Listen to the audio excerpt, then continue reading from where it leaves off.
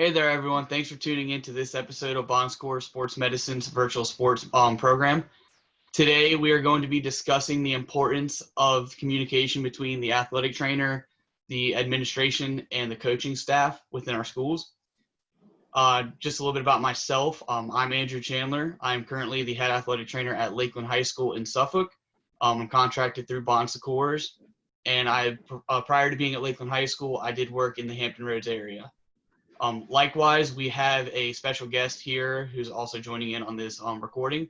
His name's Jared Minucci. He's also an athletic trainer. I'm going to let him kind of touch on his background for just a few moments, and then we'll dive right into the topic of why you're here. So, Jared, go ahead and give us a scoop on you. Hello, everyone. My name is Jared Minucci. I am currently the athletic trainer at Eastern View High School.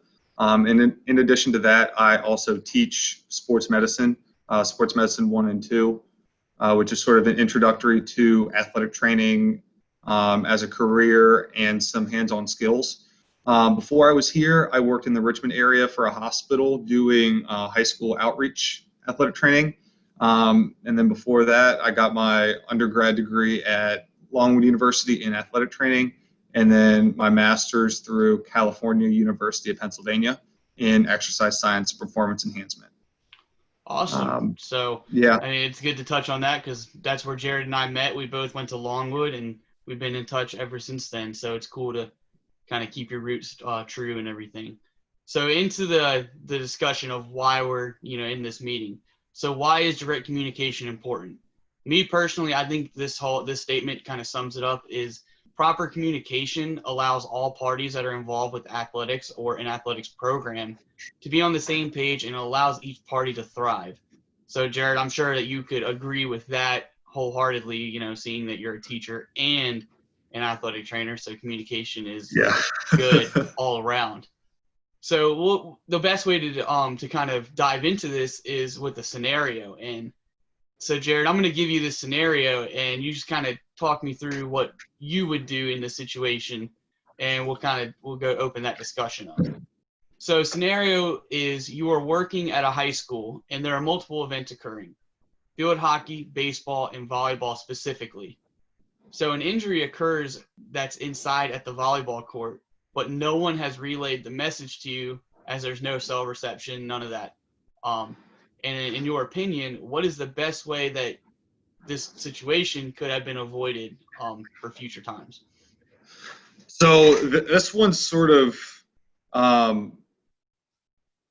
different because, one, I wouldn't have gotten to this situation because I would have figured out if I have cell service or not. So that's one of the first things I always do is check cell service, because as we know, it can always change day to day, depending on what the weather's looking like, or if there's a car that took out a tower from an accident or something, something that's out of your control. So I would have figured out, where I have cell service, where I don't. So I would have tried to arrange for a walkie-talkie that's hooked in with the administrators.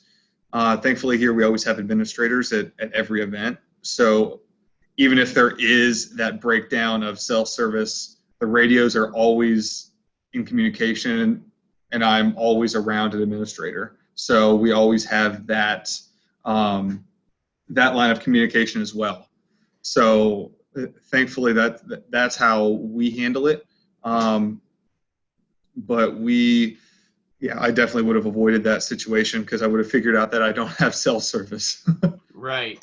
So I agree. I think another way to add on to that is make sure that the coaches have other people's cell phone numbers or contact info. Let's say the field hockey coach and so forth, of something of that nature. That kind of helps too.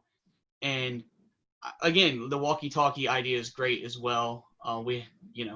We know that there's so many different ways that you can get around that situation. So, in your opinion, what could go wrong if there is such a communication breakdown? In this case, particularly, just going off the hypothetical. It could be really anything from just not being able to put a Band-Aid and secure it on the athlete to that someone could die. Really, I mean, there's a broad spectrum that could be covered.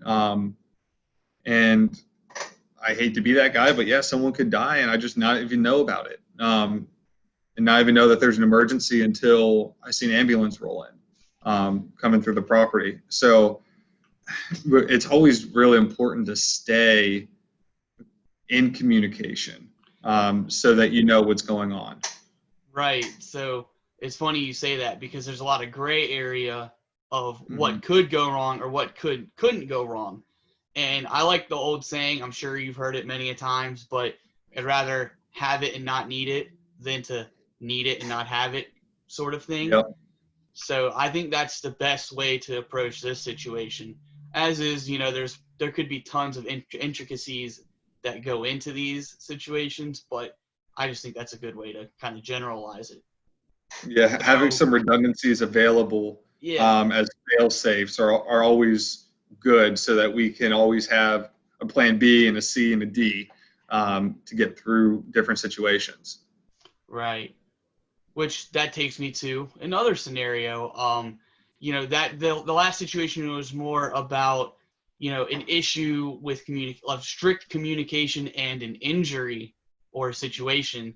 The next one kind of leans to a different way, more of like I wouldn't say administration side, but more of the planning side of athletics and whatnot. So here's a scenario. You kind of want to, just like last time, talk me through what you would ideally do. So the scenario is you were expecting a simple day. So there are only two teams that are planning to practice. We'll say that it's baseball and soccer. And Okay. as you arrive to the first practice, you find out that the softball team is having a last minute scrimmage against another school. And you were never informed of this scrimmage, never informed of the situation. So how would you handle or address the situation, and go from there?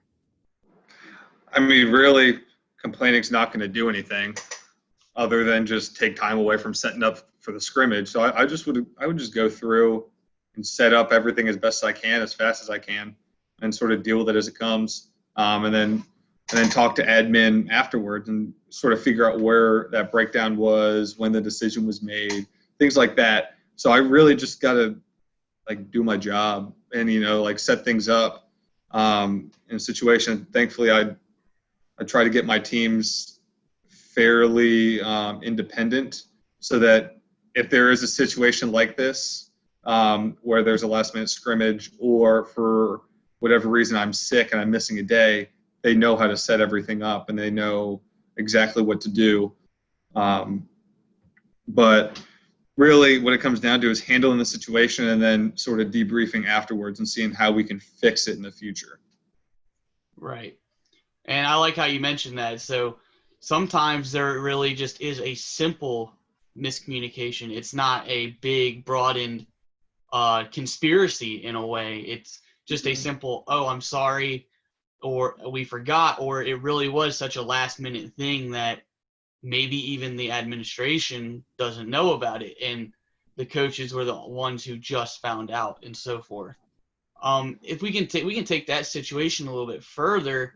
Let's say that you're finishing your practices and so forth, and it's time to wrap up, and you're planning to go, and you're going to prepare for the next day, and then toward the end, that's when you see the team coming up, and the scrimmage is going to end up starting and so forth. I know that kind of changes the situation now. Yeah, it changes things. I mean, it's definitely more frustrating, but I mean, I signed up to do this job, so I mean, I got to do what I got to do. Right. So to avoid it in the future, so for our coaches and other staff that are watching, there's many different ways to communicate. But what would you say is the easiest way to just simply let you know as soon as things happen? Is it, via cell phone call, a text, an email, anything like that? What do you think would be the most ideal way to handle this if a coach were put in this situation? Yeah, so typically, if it's a situation like that that develops after school ends, I'm really tied up here. So I typically help with sort of long-term rehab up in the weight room. I'm doing rehab for athletes down here in my training room, and then I'm getting things ready for games. So I'm really away from my computer and my desk phone. So really, the best way is to text me because I've always got my sound on. I'm a millennial, so I always have my phone on me. So texting is probably the easiest. Like if a coach sends me a text, hey, give me a quick call. We had something last minute pop up. So if I see something like that, I'll give them a call real quick. But just sort of texting without giving any sort of context of what's going on, I'm more likely to ignore it. So if I just get a text saying, hey, we have a last minute scrimmage, give me a call, I'm calling them right then.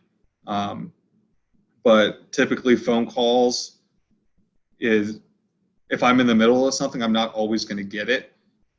Like if I'm in the middle of teaching someone how to do a split squat because they're rehabbing an ankle sprain and I'm trying to get them moving again. I'll be in the middle of that. I want to get through that, and then I'll call them back. Gotcha. Well, I know I can say for myself, I do like the idea of a coach simply just sending a text. It doesn't have to be, a novel written unless they really can't talk at that point. But generally, if someone's sending you a text, they're available for some sort of conversation. And I'd personally, if a coach sent me a text, and I would give them a call, and then you discuss it, just like you said. So I think that's a great way to address it. Another means of communication that I thought of and I've actually had experience with in the past is like a GroupMe or a sort of kind of group style text message of sorts that can be controlled by some sort of admin. Do you think that would be something beneficial that the coaches could possibly implement to not only keep the student athletes informed, but the athletic trainer, or even if they want to have an administrator in on the group chat? Do you think that'd be a good idea? Yeah, so our coaches here use that a lot. So it's not direct communication to the students because there is sort of gray areas with, students having coaches' numbers and stuff like that. So the best way that our coaches have found to communicate with them is a GroupMe or a remind system. So that the kids text to a number to sign up, like, for example, Easterview to a number, and that signs them up for that team's communications. So every team that has that here at Easterview, I've signed up for. So if I don't hear about it directly from the coach, I get it through the message to the team. So I build sort of that double and triple redundancy to it. So I'm always in the loop about what's going on. So if football is changing their practice time from 6:30 to 6, I know that I have 30 less minutes to like eat dinner, or I have to get to the football field 30 minutes earlier to tape kids for practice and stuff like that, because they'll send those out and then the coaches will get sidetracked by something that pops up that they have to deal with. So it sort of makes it easier on the coaches and eliminates one step to communicate with me about, because I'm already included in what the team is doing. Gotcha. So I guess that kind of leads me to really my final question or scenario situation. Do you think that over communicating is bad? In the simplest terms, we hear about under communicating is bad, but can over communicating be bad? In your ideal situation, what would be the perfect amount of communication versus over or under? And what sort of scenarios? Because I could go on forever. Right. Yep. And I know that we both could. Let's just say let's just go generally with the topic of over communication. When do you think there is a point that you are over communicating? Do you think redundancies, like where you're constantly repeating yourself? Is that kind of the bottom line of it? Yeah, pretty much. When you repeat the same thing multiple times, and there's really sort of like we both get the point. It sort of distracts from what we both need to be doing. So if I have a coach that just constantly wants to talk about one injured athlete and what they're able to do and this, that, and the other, it's a lot. So I like to keep everything pretty bare bones and then open it up about specific questions instead of just sort of rambling. Sort of like if there's an injured athlete, I'll text the coach and be like, hey, I'm going to come talk to you at practice about the kid with an ankle sprain. And keep it general, obviously for HIPAA reasons. Absolutely. Yeah. Or I'll just send along like, hey, this kid with the ankle sprain, I want him to run straight ahead. I don't want him changing any directions, planning, twisting, stuff like that. So he can condition, stuff like that. Gotcha. And then I'll always follow up in person. But I like to always send a text or an email depending on where I am. It's like if I'm sitting in my office, I don't get the greatest cell service. So I tend to use email, and I can give a little bit more instruction there, a little bit more outline because our email is encrypted, so we can share a little bit more information more than typical text. Gotcha.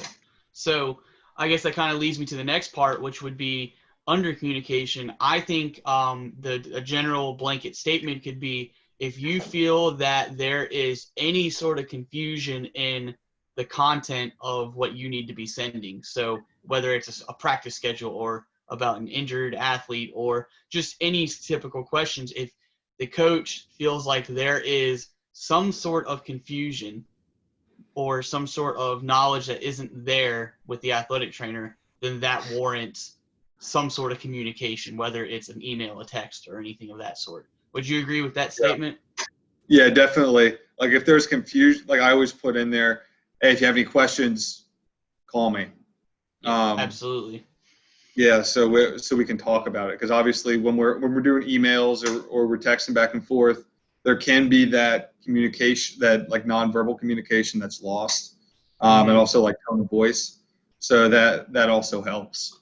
So I would say that the good balance between over communication and under communication is, as long as, like you said, as long as both parties or all parties involved understand what is being presented or what is being told, as soon as they both understand or all understand, that right there is, that's 2 thumbs up communication right there.